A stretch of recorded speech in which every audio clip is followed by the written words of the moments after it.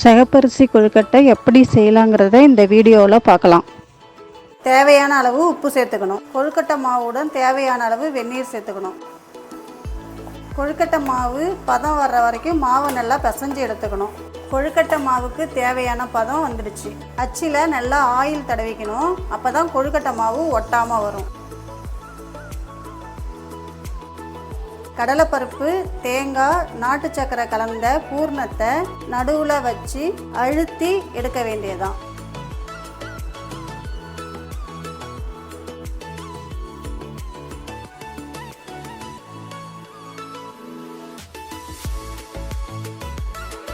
சிகப்பரிசி கொழுக்கட்டையை 10 நிமிஷத்துக்கு மேலே வேக வச்சு எடுத்துக்கலாம்.